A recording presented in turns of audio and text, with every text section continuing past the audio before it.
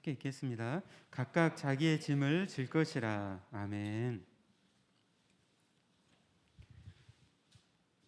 네, 오늘은 너희가 짐을 서로 지라는 제목으로 하나님 말씀을 전하도록 하겠습니다. 네, 지난주에 육체의 일과 또 성령의 열매에 대해서 말씀을 드렸는데요. 여러분 지난 한 주간 동안 살면서 성령을 따라서 행하고 그 가운데 성령의 열매를 맺는 또 한 주간이 되셨습니까? 아멘. 우리가 크리스찬으로 살아가려면 참 너무나 많이 어렵죠. 세상도 굉장히 너무나 우리 그리스도인들 살아가기에 너무나 힘든 세상이고, 또 함께 우리 안에 또 육체의 그런 본성이 남아있기 때문에 늘 성령을 따라서 살아가려고 할 때 또 우리 안에 그런 죄의 본성들이 또 우리를 또 유혹하고 또 우리를 넘어뜨리려고 합니다. 결코 쉽지가 않습니다. 이 세상에 그리스도인을 살아가기 위해서 정말 우리나라처럼 자유가 있고 또 정말 마음껏 다닐 수 있는 나라에서도 이렇게 성령을 따라 행하는 것이 어려운데, 정말 아프가니스탄이나 또 미얀마라든지 북한이라든지 그 안에 얼마나 많은 또 그리스도인들이 있고 또 지하 교회들이 있잖아요. 그 어려움 속에서 또 정말 신앙생활을 하고 있습니다. 우리가 정말 우리 안에 계신 성령님을 우리가 의지하고 또 성령의 능력을 힘입어서 이 땅 가운데 우리가 정말 성령으로 살아가고 또 성령의 열매를 또 맺어가시기를 바랍니다. 아멘. 하나님께서 그것을 너무나 또 기뻐하시고 원하십니다. 그러니까 우리를 구원하신 것은 우리에게 자유를 주시기 위해서 우리를 구원하셨어요. 그러나 뿐만 아니라 자유뿐만 아니라 정말 하나님의 성품을 담고 예수 그리스도를 닮아가도록 하심입니다. 그러니까 우리 안에 성령의 열매를 맺어가도록 하나님 앞에 서도록 우리를 구원을 하셨다는 것이죠. 그래서 우리가 날마다 우리 안에 계시는 성령님을 우리가 의지하면서 우리가 날마다 믿음으로 또 선한 싸움을 또 싸움 가운데 또 살아가는 또 자기가 가야 될 그 길을 믿음으로 걸어가시기를 바랍니다. 이 길을 누구도 대신 걸어갈 수가 없어요. 내가 이 길을 걸어가야 되는 것입니다. 내가 피하고 싶다 해서 피할 수 있는 길이 아니에요. 정말 주님의 자녀로서 이 길을 묵묵히 걸어가시고 또 나에게 힘을 주시는 성령님을 의지하면서 또 믿음으로 나아가시기를 바랍니다. 오늘 저희가 읽은 이 말씀은 이제 이 성령을 따라 산다는 것이 이 교회의 현실 앞에서 구체적으로 어떤 모습이어야 될까에 대해서 우리에게 말씀을 합니다. 여러분, 신령한 사람은 어떤 사람일까요? 성령 충만한 사람은 어떤 사람일까요? 교회에서 보통 특별한 신비한 체험, 막 그런 분들 막 간증을 들으면은 저분들 정말 믿음이 좋으시구나 막 이런 생각 하잖아요. 또 은사 체험, 또 교회에서 많은 그런 은사들, 또 그런 체험을 한 사람들이 성령 충만하고 성령을 따라 사는 사람들이 같구나 막 그렇게 생각을 하죠. 막 그런 막 집회를 막 많이 가잖아요. 물론 기독교 신앙 안에는 하나님이 성령을 통해 은사를 주시고 또 신비한 체험도 주십니다. 우리 지체들 가운데 방언도 하는 지체들도 많이 있을 거예요. 지체들마다 그런 또 은사를 주신 또 지체들이 있습니다. 이런 일이 그리스도인들 속에 일어납니다. 그러나 성령께서 말하는 이 신령한 사람, 성령 충만한 사람은 오늘 갈라디아서 말씀을 통해서 사람들과의 그 관계를 어떻게 맺는가에 따라서 판별되고 구별된다고 말씀을 하는 것이죠. 개인이 가지고 있는 그런 은사들, 방언이라든 이런 은사들이 아니라 오늘 이 갈라디아서에서는 교회 안에서 서로에 맺는 이 관계들을 통해서 또 그리스도인 간에 맺는 이런 관계들을 통해서 판별되고 구별이 된다는 것이죠. 성령을 따라 사는 성도의 표제는 신비로운 체험이나 그런 신앙생활을 하는 것이 아니라 다른 사람들과 어떤 관계를 맺고 사는지 보면은 알 수가 있다라고 말씀을 합니다. 성령을 따라 살면은 관계가 회복이 됩니다. 그러니까 하나님과의 관계가 회복이 되고 이웃과의 관계가 회복이 되고 또 자기 자신과의 관계가 회복이 됩니다. 바른 관계를 맺는다는 말은 사교성이 있고 또 인사성이 좋고 사람들과 잘 사귄다는 말이 아닙니다. 이렇게 하면은 핵인싸 뭐 이런 사람들이 아주 그냥 성령 충만한 사람 되겠죠. 뭐 MBTI 하면은 그냥 뭐죠? ES 뭐 FJ 뭐 이런 사람들 E로 시작되는 사람들이 아주 관계를 잘 맺잖아요. 인싸가 되고 막 핵인싸가 되잖아요. I로 시작한 사람들은 어려워요. 사람 관계 맺는 게. 네. 이렇게 많은 관계를 맺는 거에 대해서 말씀하는 게 아닙니다. 바른 관계를 맺는 거. 바른 관계를 맺는다는 말은 이제 사람들이 기질에 따라서 사교성이 모자랄 수도 있어요. 근데 성경에서는 바른 관계에 대해서 말씀을 합니다. 그러니까 하나님과의 바른 관계, 이웃과의 바른 관계, 그리고 자기 자신과의 바른 관계인 것이죠. 우리가 예수님을 믿게 되면은 하나님과 바른 관계에 있게 되고 이웃과 바른 관계에 있게 되고 자기 자신과 바른 관계에 있게 됩니다. 건강한 자아상, 건강한 그런 자기의 인격을 갖게 되는 것이죠. 예수님을 믿게 되고 성령을 따라 살아가게 되면 점점 이렇게 변화가 돼요. 어제와 오늘이 다르고 오늘과 내일이 또 다르게 되는 것이죠. 우리 안에 성령님 계시기 때문에 하나님께서 계시기 때문에 점점 인격적으로 변화시켜 가는 것이죠. 그러니까 이 바른 관계에 대해서 지금 말씀을 하는 것입니다. 우리 함께 5장 26절 말씀을 이렇게 다 같이 한번 읽어볼까요? 시작. 헛된 영광을 구하여 서로 노엽게 하거나 서로 투기하지 말지니라. 아멘. 성령을 따라 살아갈 때 자신을 위한 헛된 영광을 구하지 말라라고 말씀합니다. 여러분, 헛된 영광이 무엇일까요? 다 자기의 꿈이 있죠. 일제들 자기 꿈이 있고 아마 자기 다 비전들이 있을 거예요. 여기서 헛된 영광은 케노독소이, 헬라어로 하면 케노독소이, 독소이란 말이 영광이라는 뜻이거든요. 케노독소이란 말은 텅 빈 영화 혹은 빈 명예를 뜻합니다. 헛된 영광은 깊은 불안의 상태, 또 영예와 또 영광이 없음을 알고 있는 이런 상태입니다. 그래서 자신의 가치를 또 스스로와 다른 사람들에게 늘 입증하려고 해요. 살아가는 것이 자기 자신으로 만족하지 못하고 늘 다른 사람에게 자기 자신을 입증하려고 하는 거예요. 그런 사람들 많죠. 늘 다른 사람들께 인정받고 싶어하고. 왜 그럴까요? 왜 다른 사람에게 늘 인정받고 싶어 할까요? 근데 그 안에 불안하기 때문에요. 이 케네 독소이의 텅 빈 그런 영화의 상태에 있기 때문입니다. 그러니까 다른 사람보다 나을 때는 영광의 그 목마른 마음으로 자기 자신을 대단한 사람인 것처럼 우쭐거려요. 간단히 이야기하면 교만한 거죠. 교만. 반대로 열등한 것 가운데 있는 사람은 또 참담함을 이렇게 느끼죠.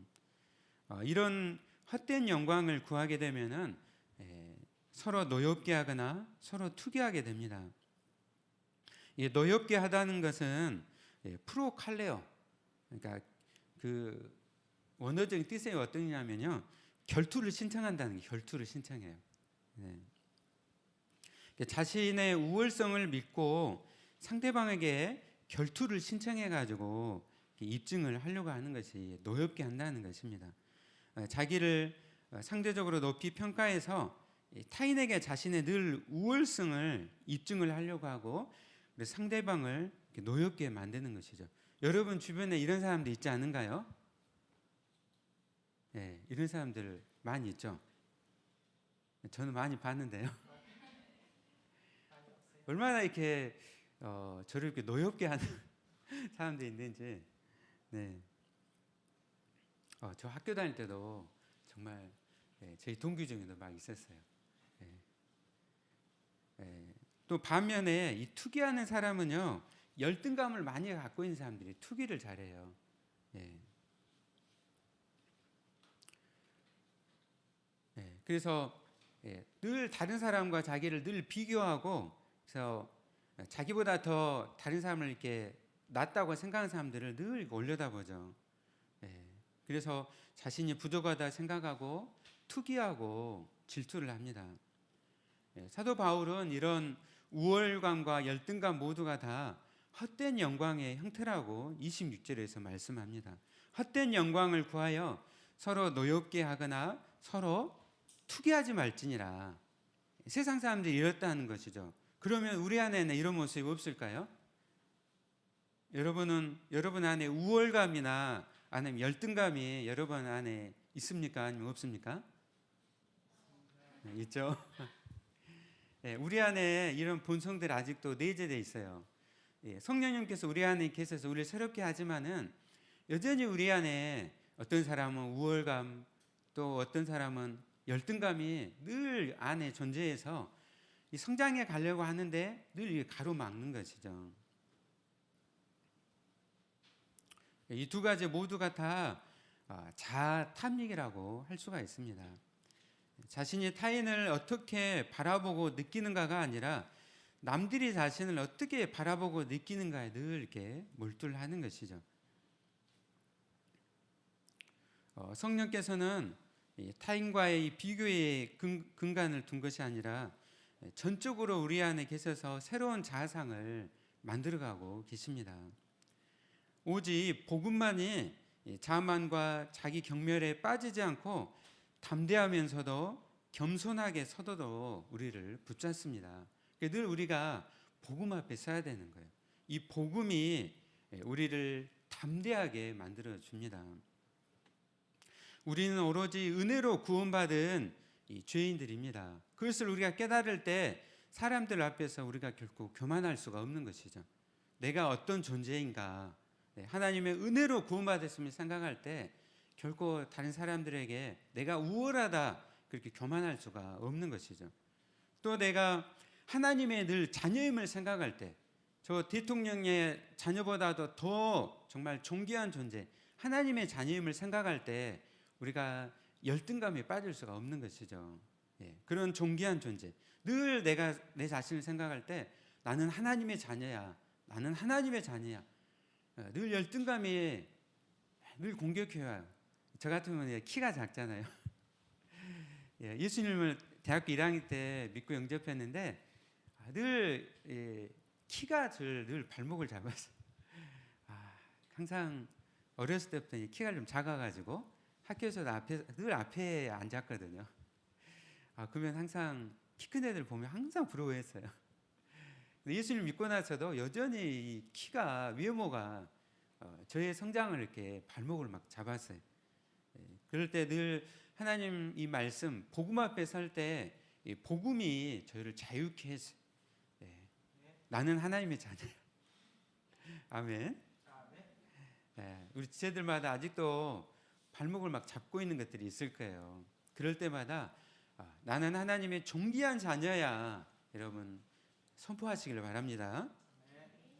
그래서 복음은 우리를 담대하게 하고 우리를 겸손으로 이렇게 공존하게 해줍니다. 다른 사람이 나를 어떻게 생각하느냐는 중요하지 않아요.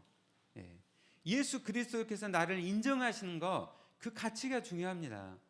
다른 사람들이 나에 대해서 막 어떻게 이야기를 하고 수군대거리고 그런 다른 사람들이 나를 인정해 주는 것, 그것이 중요한 것이 아니에요.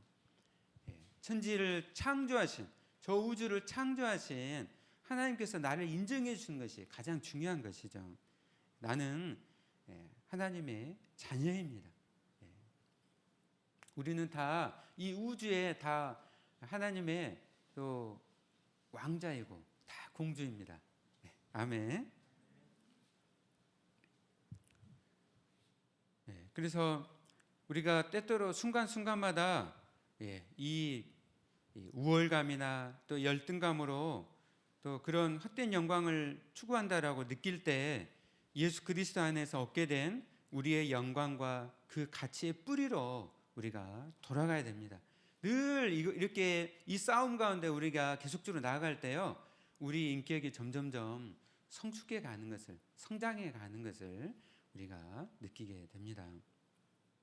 진정한 성도의 삶은 비교나 경쟁을 하지 않습니다. 얼마나 수많은 사람들이 경쟁해요. 우리는 다 세상에서 치열한 경쟁 속에 살아가고 있죠. 이것을 무시할 수는 없어요. 경쟁 속에 살아가지만은 그러나 여러분 스스로 자신의 가치를요, 다른 사람들이 나를 인정해 주는 거, 그 가치로 여러분 자신을 결코 놓지를 마세요. 그래서 하나님이 우리에게 주시는 그 가치 가운데 하나님의 자녀로서 다른 사람을 그 가운데 나보다 더 낫게 여기고 섬기고 봉사하고 희생하는 그러한 참다운 그리스도인의 삶으로 살아가시는 저와 여러분이 되시길 바랍니다. 아멘. 여러분 여기 정말 양림동에 저는 이제 또 주중에 기독병원에서 근무하고 있기 때문에요, 거의 날마다 그 양림동산을 가요. 거기에 선교사님들 이렇게 묘지가 있거든요.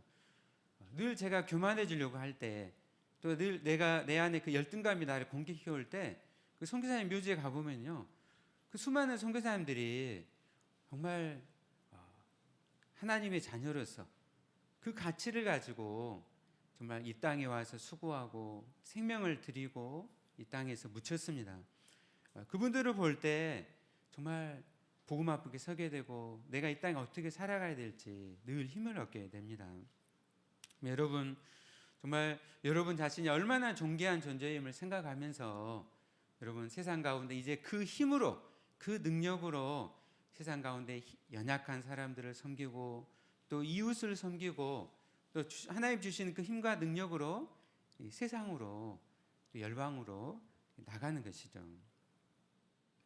이제 6장에서는 이런 이 관계 속에서 교회 안에서 우리가 어떻게 또 긍정적으로 힘쓰고 있어야 될지 또 우리에게 말씀합니다. 우리 함께 1절 말씀 함께 읽어볼까요? 네, 시작. 형제들아, 사람이 만일 무슨 범죄한 일이 드러나거든 신령한 너희는 온유한 심령으로 그러한 자를 바로잡고 너 자신을 살펴보아 너도 시험을 받을까 두려워하라. 아멘. 이 관계에 대해서 이야기를 하면서 지금 실예를 1절에서 들고 있어요. 1절에서 형제들아 말씀합니다. 복음은 우리로 형제들로 함께 살게 힘을 줍니다. 이 형제들은 그리스도인의 그 삶을 살도록 또 서로 격려해 줍니다. 형제들은요, 형제 자매들을 다 포함해서 이야기를 하는 거죠. 자신이 하나님의 자녀임을, 자신이 하나님의 아들임을 아는 형제는 무엇을 할 것인가? 바울은 범죄한 일이 드러날 때 교회 안에서 결코 못 본 체 하거나 묵과하지 않도록 말씀을 하는 것입니다. 그런 범죄한 일이 드러나는 그런 지체가 있다라면은 그냥 묵인하고 넘어가는 것이 아니라 우리가 함께 도와야 될 책임이 있다는 것이죠. 그런데 그 도울 때 그냥 정죄하고 비판하는 것이 아니라 온유한 심령으로 그런 자들을 바로 잡으라고 말씀을 합니다. 여러분 이런 일이 쉽지 않아요. 남의 일에 참견하는 것이 쉬울까요? 오해를 받을 수 있고 또 그 관계가 틀어질 수 있고 막 그러잖아요.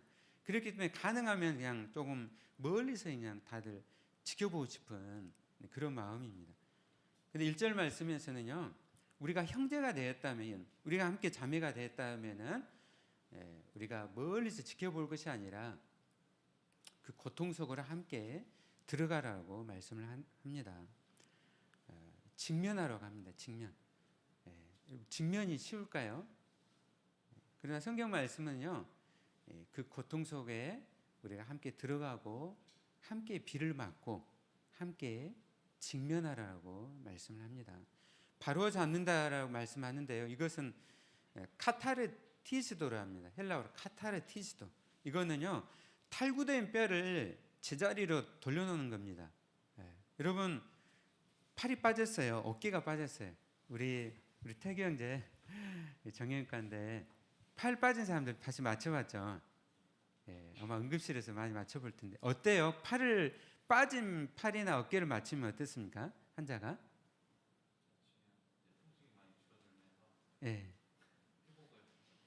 통증이 줄어들면서 회복하게 되죠. 회복이 돼요. 근데요, 그 맞출 때 그 환자가 아파요, 안 아파요? 엄청 아파하죠. 엄청 아파해요. 이 지금 빠졌잖아요. 그럼 이거를 쭉 당겨가지고 다시 그걸 맞추는데 엄청 아파해요. 근데 엄청 아픈데 다시 그것을 맞춰놓으면 이야기한 대로 통증이 사라지는 거예요. 이와 같이 우리가 그 고통 속으로 들어갈 때 우리가 너무 아파요. 근데 이 탈골된 뼈를 다시 맞추는 것처럼 우리가 그것을 바로 잡을 때 온전케 되고 회복하게 된다는 것이죠. 그를 통해서 공동체가 아름답게 성장해 가는 것이죠. 근데 죄가 있고 범죄가 있는데 다 모른 채예요. 팔이 빠졌는데 다 모른 채. 뭐 어때요? 계속 아프고 고통 가운데 있는 거죠. 공동체 안에 그냥 고름이 차 넘치고 썩어져 가는 것이죠. 오늘날 많은 한국 교회가 이런 상황 가운데 있어요. 그냥 이 죄의 범죄에 대해서 참견하고 그 안에 들어가고 비를 맞고 직면하면 곧 힘드니까 방치하는 거예요. 그래서 교회의 거룩성이 사라지게 된 거죠. 교회의 성격은 거룩성이 있어요. 예수님을 닮아가기 때문에 점점 거룩해 가는 것이죠. 거룩해 갈 때 그 방해하는 것이 뭐냐면 죄인 거예요. 죄. 이 죄의 범죄의 가시가 방해하는 것이죠. 그래서 우리가 함께 이 죄에 대해서 범죄에 대해서 우리가 정말 함께 직면하고 또 그 가운데 우리가 바로잡을 때 온유한 심령으로 함께 바로잡고 함께 들어주고 우리가 변화되고 새로움으로 나아가야 될 줄로 믿습니다. 아멘. 우리 분열교회가 늘 사랑을 실천하기 힘쓰고 있어요. 근데 우리가 함께 동시에 거룩한 공동체가 되기를 원합니다.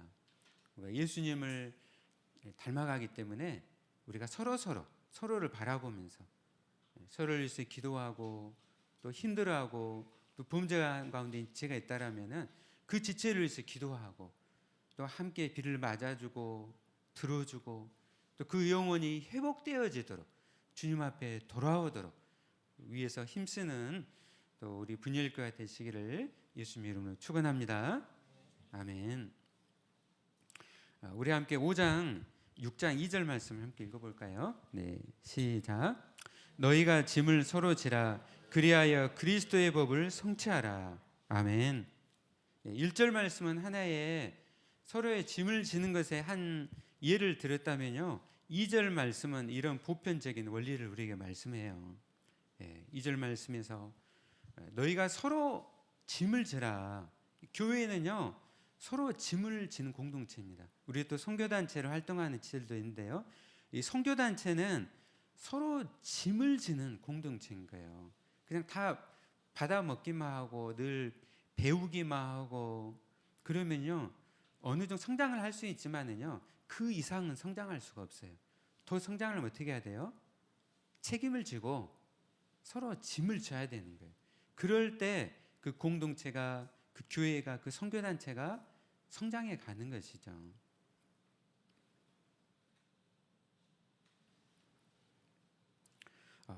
서로 짐을 지라 그리하여 그리스도의 법을 성취하라고 말씀합니다. 그리스도의 법이 무엇일까요? 여기서 그리스도의 법. 요한복음 13장 34절 35절에서 이렇게 말씀합니다. 새 계명을 너희에게 주노니 서로 사랑하라. 내가 너희를 사랑한 것 같이 너희도 서로 사랑하라. 너희가 서로 사랑하면 이로써 모든 사람이 너희가 내 제자인 줄 아니라. 아멘. 이 요한복음 13장 말씀이 어떤 배경 가운데 이 말씀 주셨을까요? 예수님이 십자가에 달리기 전에 그 전날 밤에 어떤 일이 있었습니까? 제자들과 12제자 함께 식사를 하셨죠. 식사를 하시고 나서 예수님 어떻게 하셨어요?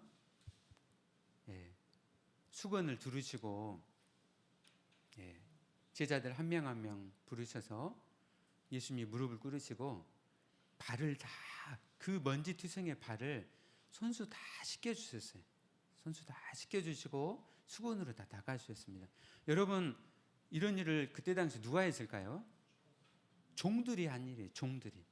주인이 들어오면은 종이 물로 이렇게 발을 다 씻겨주고 수건으로 닦아줬어요. 근데 예수님이 이제 죽으시기 전에 이 일을 하신 것이죠. 그러면서 이 말씀을 하신 거예요. 새 계명을 너에게 주노니 서로 사랑하라. 내가 너희를 사랑한 것 같이 너희도 서로 사랑하라. 사랑이라는 것은요, 관념론 쪽이고 그냥 어떤 우리 뭐 철학적인 추상적인 개념이 아닌 거예요. 예수님을 보라는 것이죠. 예수님이 직접 무릎을 꿇고 제자들을 발을 씻기고 수건을 닦아주신 것처럼 너희도 이렇게 하라는 것이죠. 그래야 할 때 오늘 그리하면 그리스도의 법을 이루리라고 말씀을 하고 있습니다. 너희가 서로 종의 모습이 돼서 서로의 짐을 지고 또 서로 사랑할 때 그리스도의 법을 성취하리라고 말씀하셨습니다. 아멘. 사랑하는 여러분, 모든 삶이 그리스도의 법을 성취하는 복된 삶을 살아가시길 바랍니다. 그래야 위해서는 우리가 서로 짐을 져야 돼요. 서로의 종의 모습으로 서로의 짐을 져야 됩니다. 사랑하는 것은 종노릇 하는 것입니다. 사랑은 종이 되지 않으면 결코 사랑할 수가 없어요. 가정에서도 결혼해서도요, 서로의 종의 모습으로 서로 섬기고 서로 사랑해야 돼요. 자기를 늘 주장하고 뭐뭐 해와, 남편은 아내에게 막 요구하고 뭐뭐 해오라 하고, 또 아내도 마찬가지로 늘 요구하고 자녀들도 늘 요구하고, 그럼 그 가정이 어떻게 될까요? 오늘 예수님께서는 서로 사랑하고 종의 모습으로 사랑하라고 말씀을 하고 있습니다. 예수님께서 늘 우리에게 모델이 되어 주셨어요. 예수님은 우리와 같은 몸으로 이 땅에 오셨고 또 우리를 위해서 십자가에 달리시는 정말 이 종의 모습으로 우리를 섬기시고 사랑하셨습니다. 우리 공동체 안에서 우리가 더욱더 사랑하기를 원합니다. 서로 간에도 아직 모르는 지체들이 많죠. 또 우리 분열교회는 또 새로운 지체들이 참 많이 오는 교회예요. 그러하기 때문에 더욱더 우리 모르는 지체가 있으면은 먼저 다가가세요. 사실 새로운 지체들이요, 교회에 오면은 다가가기 힘듭니다. 다 알잖아요. 처음 와보면은. 그렇기 때문에 먼저 온 지체들이 다가가야 되는 거예요. 종의 모습으로 다가가야 돼. 말도 건네주고 물 한 잔 주고 이렇게 하는 거죠. 또 힘들어하는 지체들에게는 가까이 가서 들어주고 함께해야 됩니다. 옆에 있는 지체가 너무 지금 힘들어하고 있는데 그 지체의 힘든 형편들을 여러분 잘 아신가요? 우리가 함께 모든 그 지체의 문제를 내가 해결해 줄 수가 없어요. 그러나 함께 해주고 들어주는 것 그 자체가 그 지체가 그 어려움을, 그 위기를 이겨나갈 수 있도록 힘을 주는 거예요. 내가 그 지체에게 어떤 걸 해결해 줄 수 있을까요? 그러나 같이 비를 맞아주고 함께 해준다는 것, 들어준다는 그 자체가 그 사람에게 큰 힘을 줍니다.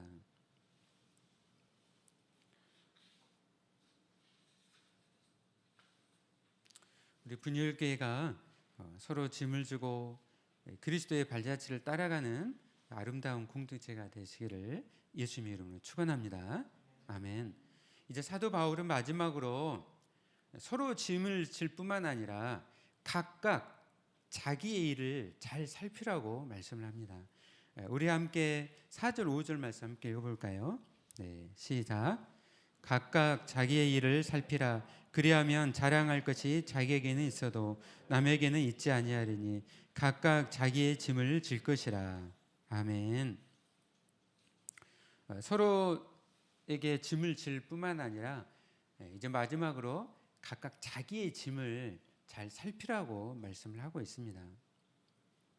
이 자기의 일을 살핀다는 것은요, 남과 나를 비교해서 살피지 않는다는 것입니다.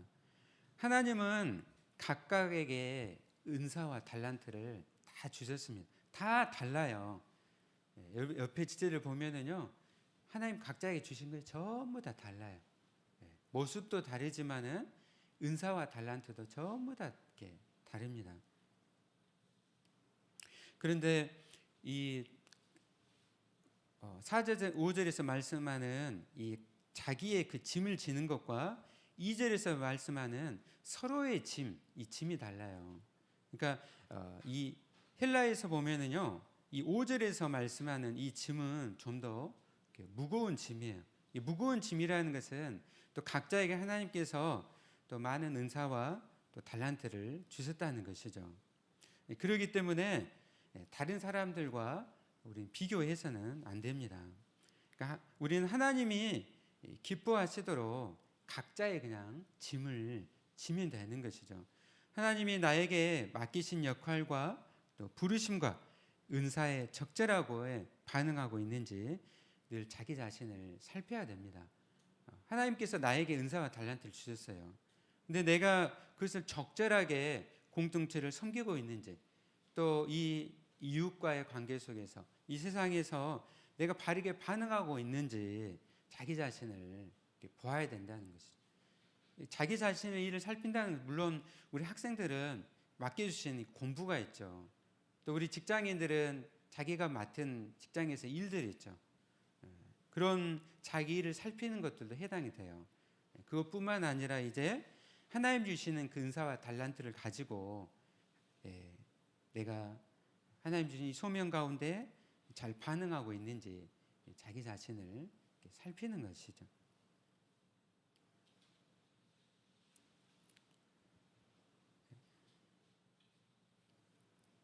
그러므로 이제 자기의 짐을 잘 감당하고 또 잘 짊어지고 그 가운데 다른 지체들이 홀로 질 수 없는 그런 무거운 짐을 우리가 함께 지고 그렇게 나아가시는 저와 여러분이 되시길 바랍니다. 말씀을 마치도록 하겠습니다.